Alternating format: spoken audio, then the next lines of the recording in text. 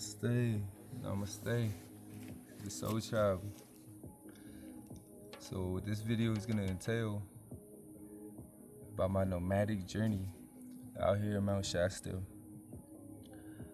And the revelations that came to me to embark on this journey. And then we'll just talk about what life is.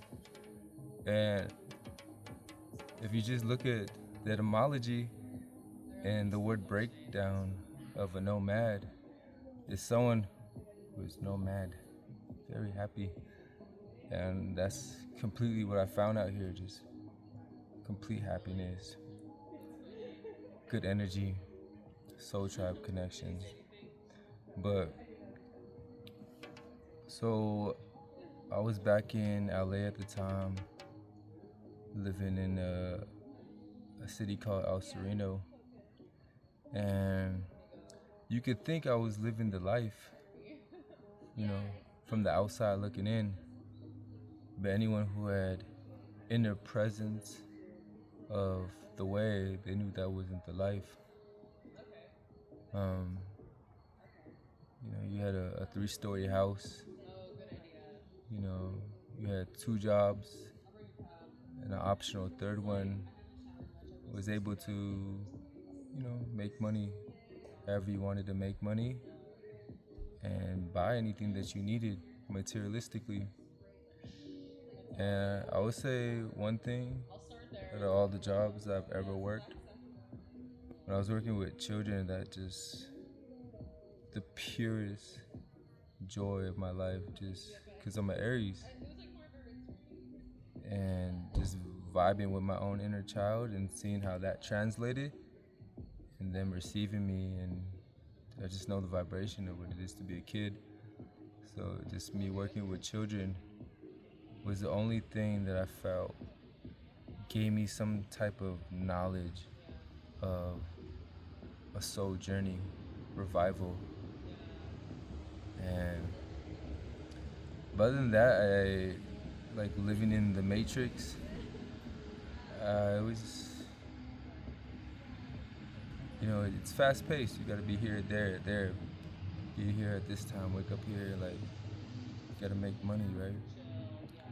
And I feel on this journey, even though I saved about $1,500 and I came out to Mount Shasta, there's gonna be a point on this nomadic journey, because right now I'm a humble beginner, just learning the way.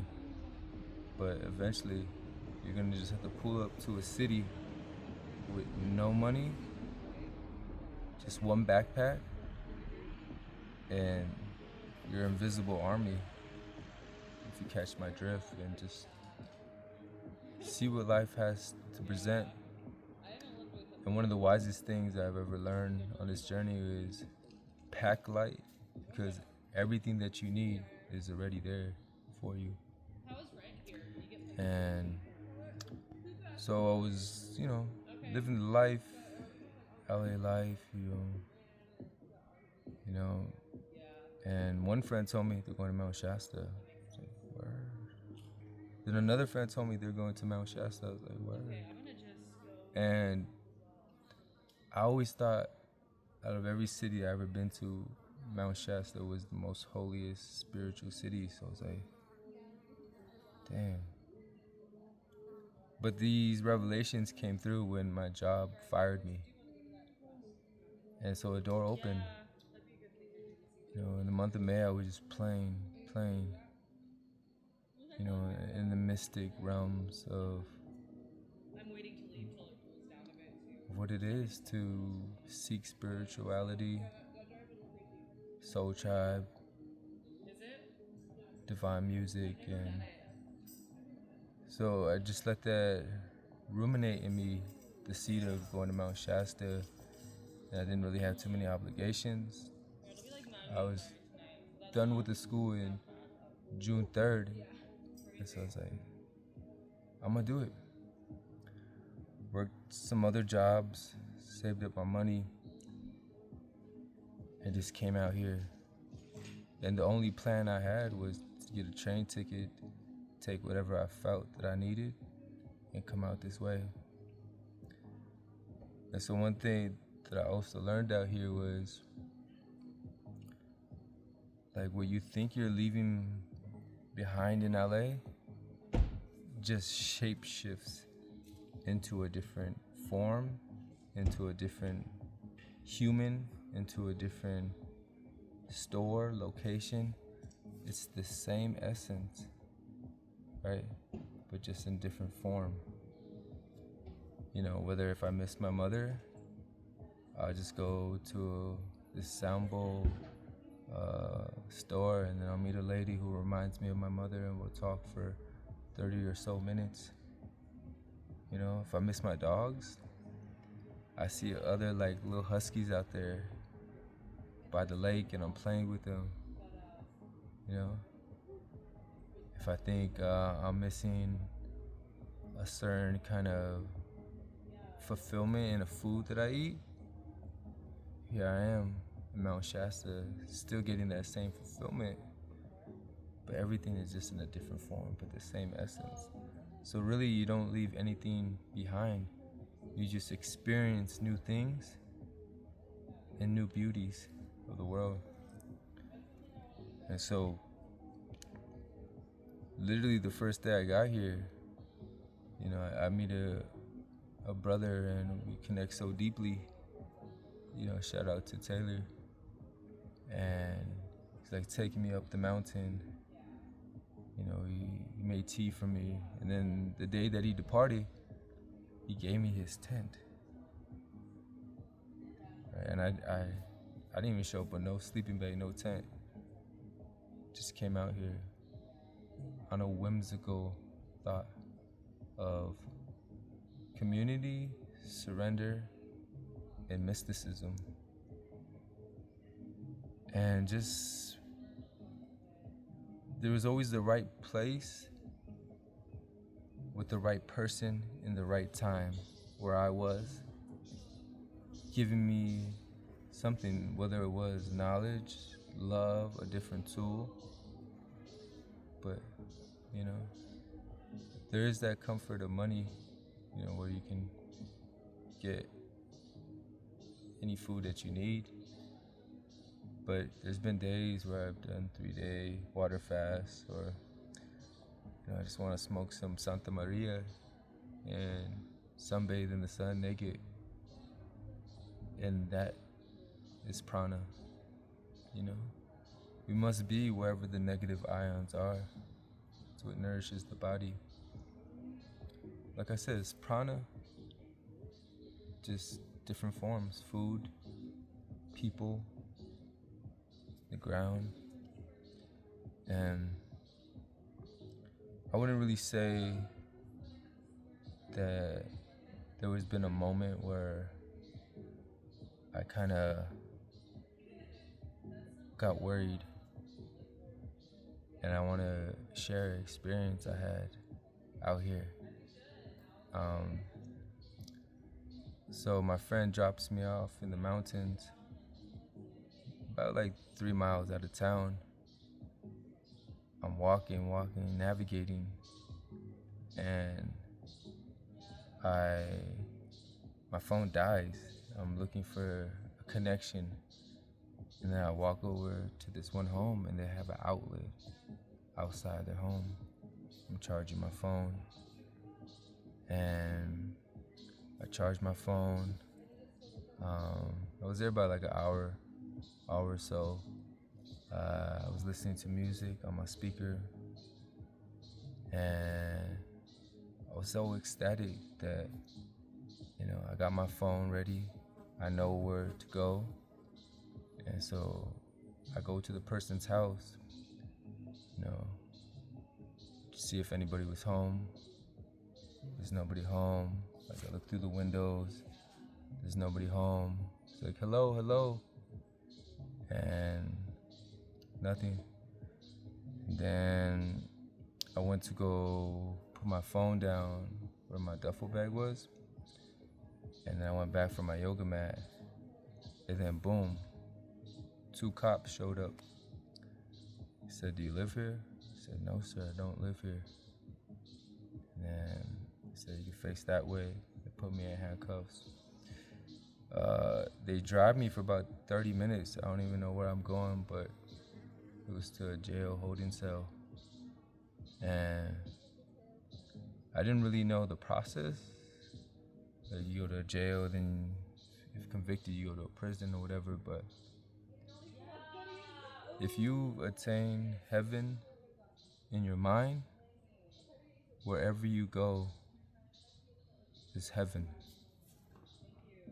But if you have heaven and hell in your mind, when you go to a place that's considered low vibrational or a hellish place, you're going to experience the hell side of your mind. So,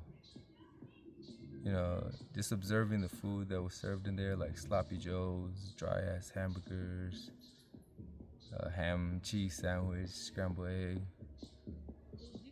There must have been like 4 meals that were given to me, and all those 4 meals, I just ate a little ass orange. Everything they served was with milk. I had no water, but through my yogic practices, even connecting with my Ishta Devata, Shiva, that was actually a beautiful experience. To just meditate, it reminded me of a pagoda at a meditation center. So pagodas are meditation cells inside a temple, and you're just in this like 4x4 room, just meditating. And I was just in maybe a 8x8 jail cell, just meditating. Pranayama, Hatha Yoga, meditations for Shiva. And although I felt the dehydration in my mouth, I just stuck to that orange and continued the way. And when you continue the way, the middle path, it's a steady path. And then they released me. And I remember I was just laughing too when I was like, before I went to Eureka, at the Mount Shasta Sheriff Station, I was laughing because like you can put the body in a prison, but you can't enslave the mind, the awakened mind. And I also laughed at the whole oxymoron of it. The conviction was attempted burglary. So here's a man throwing away all his materialism, only bringing about 5 outfits, some healing tools, some books, and that's it. And I'm trying to lessen the weight as I'm learning on this nomadic journey. And then here are people misinterpreting gratitude for robbery. And I feel like, I don't know, just laughing at it in the cell that like you're convicting me of stealing something, of materialism, whatever that may be, but it's none of my interest. So yeah, even things that may be challenging for the average person still was pretty heaven for me. And yeah, I've been out here 5 different times, and then I know the city more or less, but experiencing the city to a greater extent, like Cisco or Pluto's Cave, or different stores or restaurants I've never been to. It's like literally everything that I could ever need is out here. And I'm flexible too because I'm vegan, but when you come to these rural parts of the world, it's hard to eat vegan food completely. When you're in LA, you can be vegan 100%, but flexible and flow into a vegetarian diet.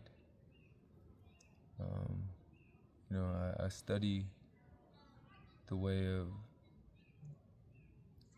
sadhus and Indians, and I see how they eat vegetarian, and they remain holy. So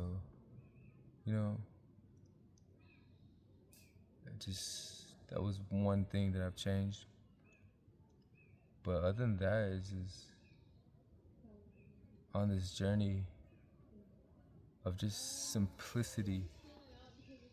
Like, there's moments where I was watching this ant, like, on the ground, and there was more truth in that ant at that time when I was looking so deeply and very low on the ground.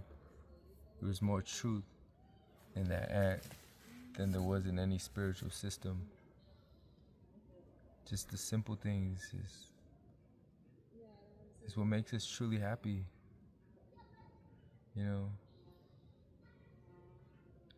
Like watching butterflies fly, or collecting water at the headwaters, or having a friend paint henna on you, or just buying your friend a book that you think they'll resonate with them. Life is simple. And I read a quote way back then, said the highest form of spirituality was simplicity. And I'm just in total awe of the programming that keep us away from Pachamama, from this beauty that keeps us locked down in a 9 to 5, and kind of prolonging nature's best medicine, the healing that we all need, right? It's in the trees, it's in the flowers, it's in the plants, even in your nervous system. When you listen to the birds chirp, or you just listen to the water sounds down the river, or you just hear kids laughing in the park, this is what heals your nervous system. And if you look out in nature, it's always in spirals. You can never find a box in nature. But when we live in the cities, you see all these boxes, the suppression of your own natural energy. And this is why we see so many problems in the world. Anxiety, fear, people have headaches, toxic relationships. But when we get aligned to nature, we disconnect to connect back again to our home. If you study your ancestors, they were living indigenously off the land, but in a system that programs us to depend on them and live in the city and sell us a false dream of what pride is, what being rich is, what being successful is. You just see the illusions fall away. So, on this nomadic journey, I feel the most free that I've ever felt. And you can just look in my eyes and see the genuinity of what it is to be nomad. Nomad. Just all happiness. And I'm learning so much on this journey. It's one of the areas that I've never mastered. Just little things. Like, you can go take a shower in the lake. You don't need a big bottle of shampoo or conditioner. Or you can just be your authentic self and meet person to person, and here's an angel in disguise giving you a watermelon or offering you $10 so you can go to this camp and take a shower. Just like everything that you think you need is already there, so just pack light. And so I create this video to hopefully inspire y'all to not even live this lifestyle, but just get in nature more and just see how your equilibrium balances when you're in nature more. And maybe some people do, sell their houses or they quit their jobs, and whether you're on feet like me or you just save up for a van and you're just going from city to city, because a lot of people out here in Mount Shasta, that's what they do, and they're happy. It's the most happiest they've ever been. And so I thank everybody who's taken the time to listen to this video. Pull up if you're one of the homies. I'll be in Mount Shasta for a little while, maybe until September, until my next journey. Love you. Send you nothing but love, light, and peace. And may all sovereign beings discover the way it is to be free. Peace, y'all.